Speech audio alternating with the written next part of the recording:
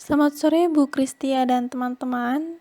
Kali ini kelompok kami, kelompok satu reviewer, akan membawakan materi tentang motivation, personality, dan emotion.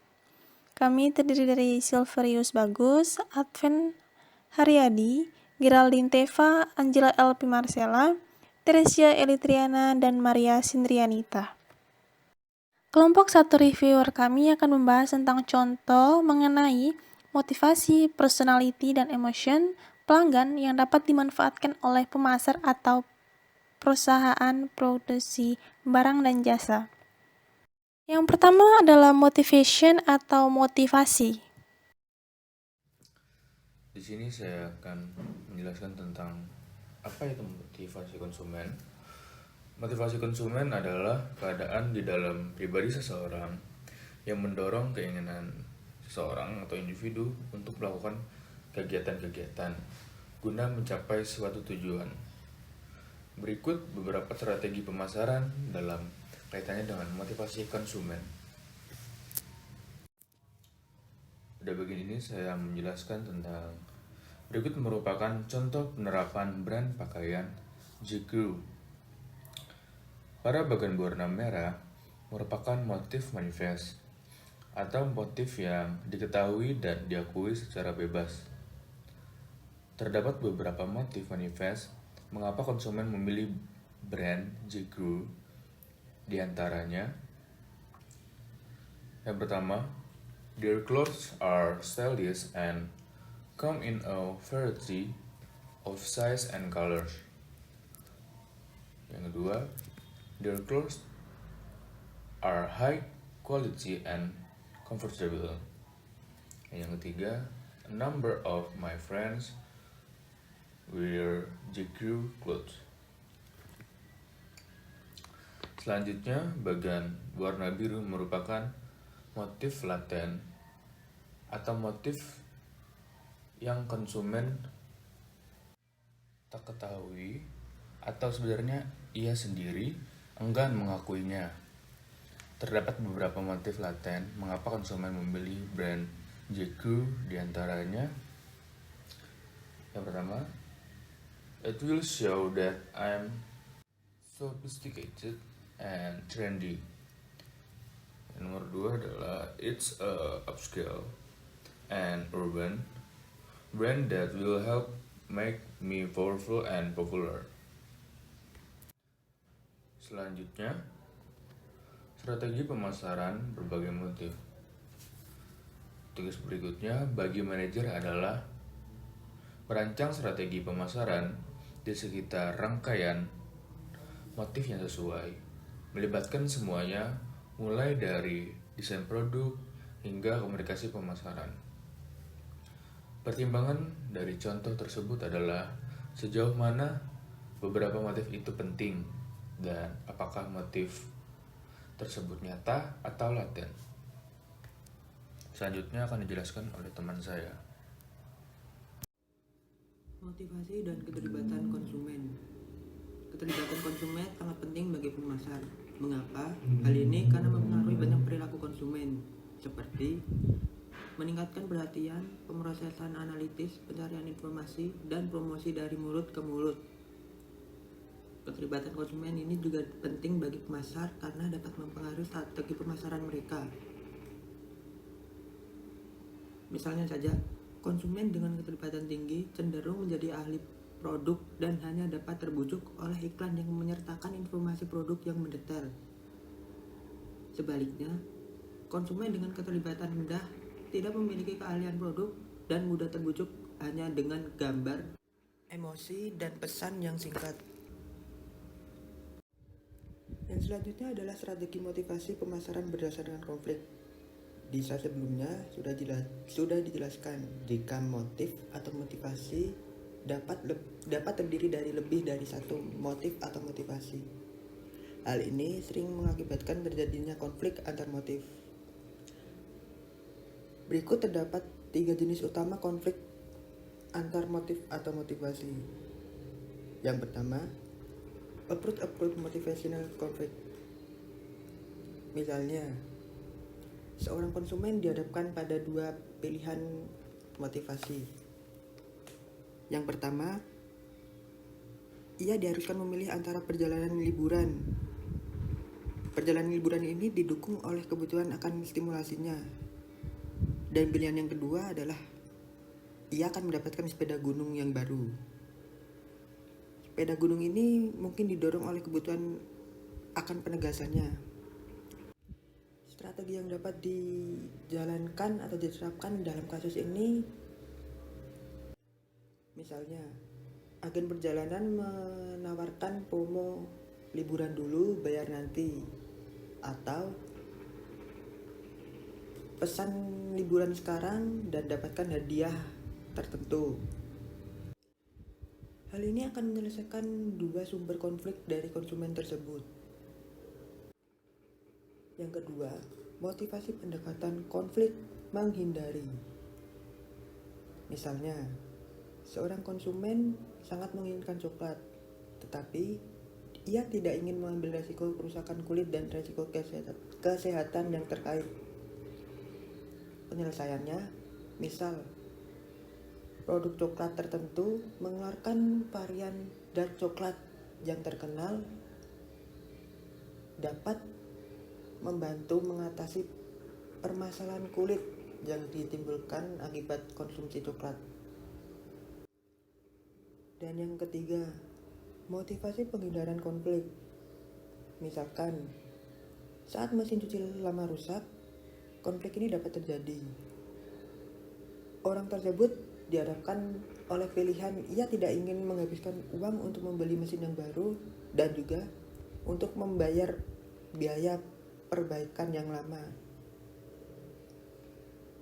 Penyelesaian untuk kasus ini adalah dengan kehadiran sistem pembelian kredit atau membeli barang dahulu dan mencicilnya di kemudian hari. Strategi yang terakhir adalah strategi pemasaran berdasarkan fokus peraturan. Teori fokus regulasi ini menunjukkan bahwa konsumen akan bereaksi berbeda tergantung pada rangkaian motif mana yang paling menonjol. Berikut ini terdapat contoh fokus regulasi peraturan. Yang pertama ada motivasi atau motif. Strategi fokus promosi yang dapat diterapkan adalah harapan, keinginan, aspirasi, mengatur fisikal dan emosi, serta pertumbuhan dan pengembangan. Sementara fokus pencegahan yang dapat diterapkan adalah kewajiban, pertanggungjawaban, dan menjaga keamanan. Yang kedua, ada karakteristik.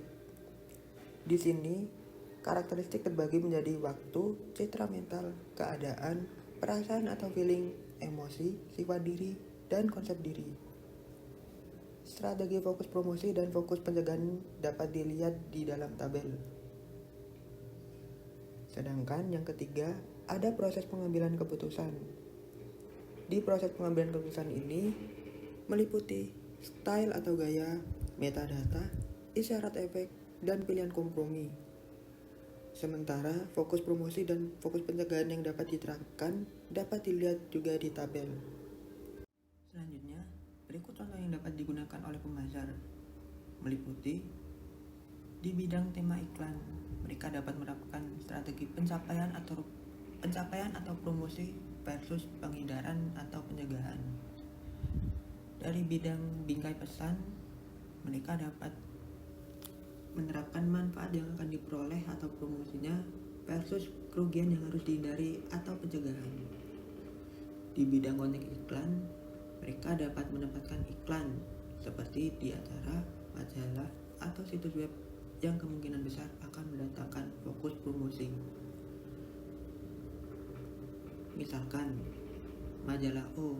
Majalah ini berfokus pada cita-cita dan aspirasi di setiap isi majalahnya. Versus mereka yang mungkin untuk mendapatkan fokus pencegahan. Misalnya saja, majalah The Evening News. Mereka cenderung berfokus pada peristiwa yang negatif dalam menampilkan isi di majalah mereka. Baik, selanjutnya saya akan membahas tentang bagian kedua yaitu personality atau kepribadian. Personality atau kepribadian merupakan kecenderungan respon karakteristik dari individu atau pribadi di situasi yang sama.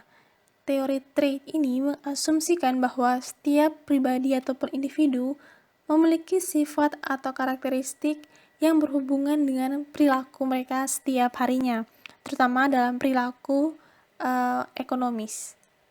Terdapat dua pendekatan kepribadian. Yang pertama ialah multi-trait approach, di mana pendekatan kepribadian ini merupakan kombinasi dari beberapa sifat yang membentuk sebagian besar dari kepribadian individu tersebut, di mana ini akan mempengaruhi perilakunya dalam memilih ataupun mengkonsumsi suatu produk dan jasa.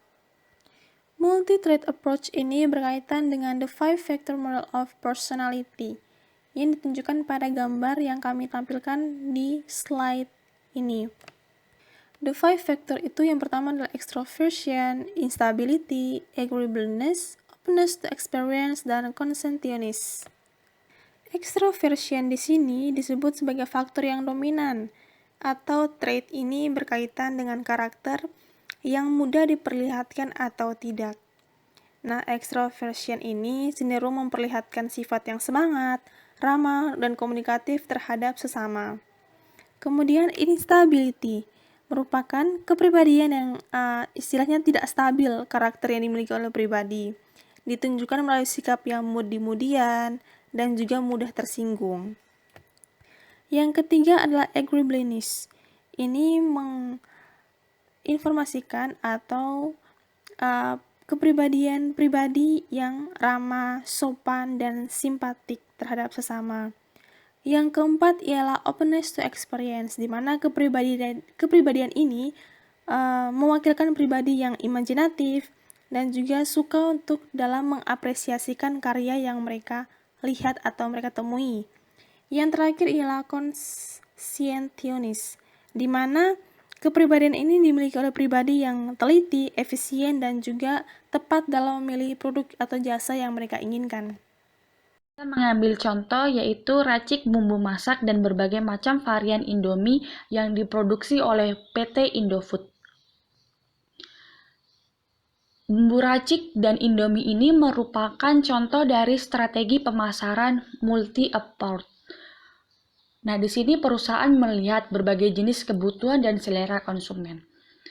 Nah, orang-orang Indonesia ini suka makan dan banyak banget varian makanan dari berbagai daerah di Indonesia. Tetapi kadang kita sebagai orang Indonesia termasuk saya mager nih untuk nyari lagi bahan-bahannya satu-satu, harus kita ulek atau kita blender, kemudian harus kita tumis dan membutuhkan waktu yang sangat lama.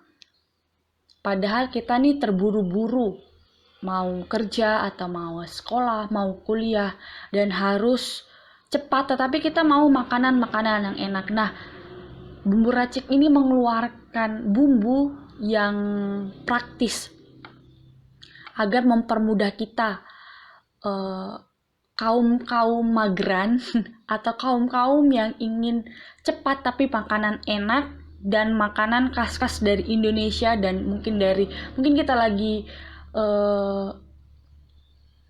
ada di luar daerah dan ingin makan masakan dari daerah kita, tetapi kita tidak memiliki waktu yang lama. Nah, bumbu racik ini adalah solusinya.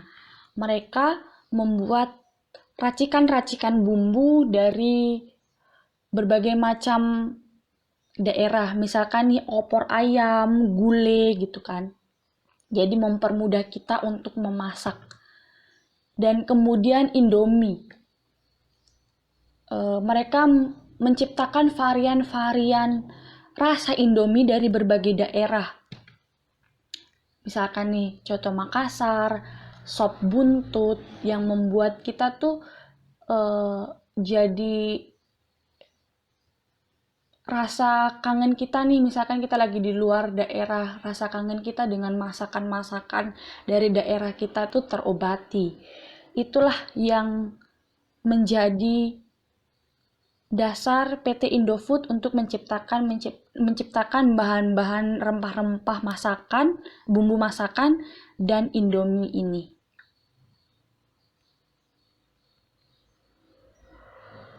Baik, di sini saya akan menjelaskan tentang apa itu single trait approach. Nah, single trait approach merupakan teori. Ini memiliki sifat yang menekankan suatu ciri kepribadian kepada konsumen, di mana ciri tersebut memahami perilaku tertentu yang dilakukan oleh konsumen itu sendiri. Nah, di mana single trait approach ini terdiri dari satu kepribadian yang menonjol pada diri konsumen tersebut dalam ia berperilaku. Nah, teori ini dibedakan menjadi beberapa bagian. Yang pertama adalah etnosentrisme. Nah, etnosentrisme ini merupakan pendekatan pada konsumen yang lebih bersedia untuk membeli dan menggunakan produk-produk dari negara luar. Nah, perusahaan atau pemasar menggunakan teori ini adalah untuk membidik konsumen dan serta menginformasikan kepada konsumen bahwa dari negara Indonesia atau dari negaranya sendiri pun mampu untuk memproduksi barang-barang yang tidak kalah saingnya dengan barang-barang luar negeri.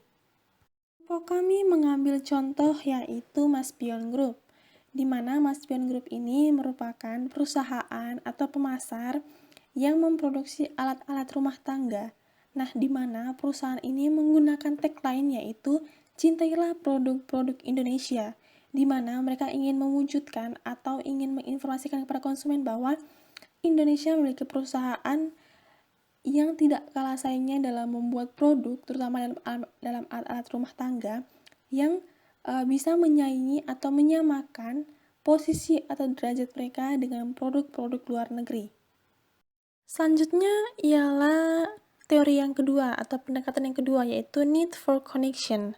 Nah, need for connection ini merupakan pendekatan yang dilakukan pemasar kepada konsumen yang memiliki kepribadian cenderung untuk terlibat dalam hal berpikir lebih dalam lagi terkait produk yang akan mereka konsumsi. Pendekatan ini dibagi atas dua, yaitu high need for connection dan juga low for need connection. High need for connection di sini merupakan sikap atau kepribadian yang dimiliki oleh konsumen, di mana jika mereka ingin membeli suatu produk ataupun menggunakan suatu jasa, mereka selalu selektif atau mereka memikirkan manfaat lebih yang diberikan produk itu kepada mereka, atau juga mereka mengkonsumsi atau menggunakan sebuah jasa sesuai dengan keperluan yang mereka perlu atau yang mereka butuh. Sedangkan untuk konsumen atau kepribadian yang low need for connection, mereka memilih atau memakai suatu produk atau jasa hanya karena mereka melihat bahwa jasa ini digunakan oleh istilahnya brand ambassador yang mereka kenal atau artis-artis yang terkenal. Berikut contoh untuk high need for connection, yaitu kami mengambil contoh perusahaan Toyota Motor Corporation. Nah, mereka membidik pasar yang mempertimbangkan banyak aspek dalam produk yang akan dipilih, di mana misalnya produk ini cocok untuk keluarga yang memiliki anggotanya banyak, kemudian mereka menginginkan kenyamanan. Nah, perusahaan ini menampilkan banyak keunggulan dalam produk tersebut.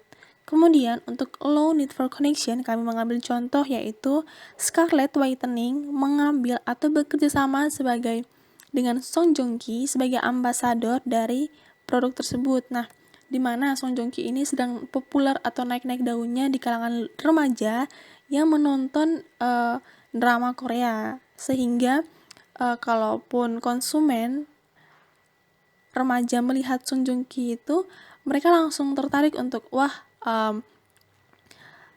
artis ini, idola ini memakai produk ini, kita juga harus memakai ini biar sama gitu. Jadi mereka berpikir bahwa menarik produk ini menarik karena digunakan juga oleh artis idola mereka. Selanjutnya itu need for uniqueness, yaitu pendekatan pasar pada konsumen yang kebutuhannya mencerminkan keunikan atau perbedaan individu dalam pemilihan dan pemanfaatan produk. Perusahaan menerapkan atau memanfaatkan sifat kepribadian konsumen yang tertarik atas keunikan suatu produk yang belum dimiliki sebelumnya atau berbeda dengan produk yang sudah ada sebelumnya. Contohnya nih, kami mengambil dari perusahaan Ricis Victory dan Disneyland. Nah, Ricis Victory mengeluarkan produk dengan tema All Black yang bertujuan untuk menarik minat konsumen. Karena di Indonesia ini kan belum ada makanan yang mengambil tema All Black. Maka dari itu Ricis Victory mengeluarkan tema ini yang bertujuan untuk menarik perhatian konsumen karena keunikan yang dimiliki. Pastikan kalau kita melihat nih makanan yang beda dari yang kita lihat sebelumnya. Kita melihat sebelum-sebelumnya kan Ricis itu seperti ayam goreng biasanya ya.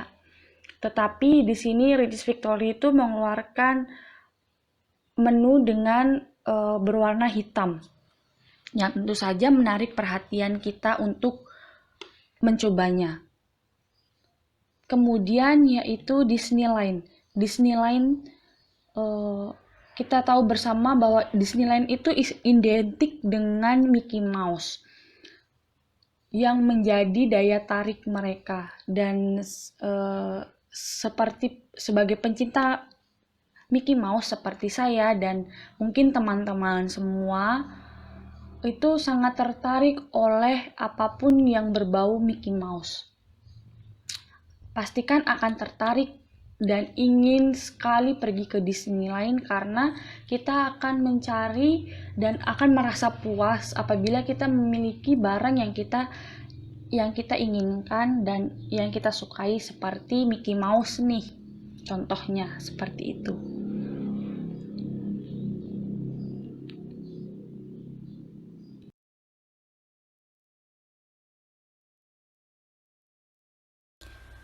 Yang bagian ketiga itu ada emotion atau emosi. Adalah reaksi terhadap suatu produk atau kejadian yang berkaitan dengan kebutuhan, motivasi, dan kepribadian seseorang. Emosi juga dapat ditunjukkan ketika seseorang merasa senang, marah, maupun takut. Ketika kebutuhan yang tidak terpenuhi, umumnya menghasilkan emosi yang negatif, sedangkan kebutuhan yang terpenuhi menghasilkan emosi yang positif. Nah, di dalam emosi konsumen ini terbagi menjadi 3 tipe. Yang pertama itu pleasure atau kesenangan. Adalah tipe emosi yang mengacu adanya reaksi senang, gembira dari konsumen terhadap suatu produk. Nah, contoh yang kami ambil itu adalah iklan produk Sprite. Nah, ketika kita melihat produk Sprite ini di iklan televisi, pastinya kita akan merasa senang, nyaman, dan gembira, serta segar, karena produk yang ditawarkan dalam iklan ini membuat orang yang meminumnya itu merasa segar. Dan di iklan produk Sprite ini adanya lagu atau slogan yang membuat gairah kita itu merasa senang, dan ada slogannya itu nyatanya nyegerin.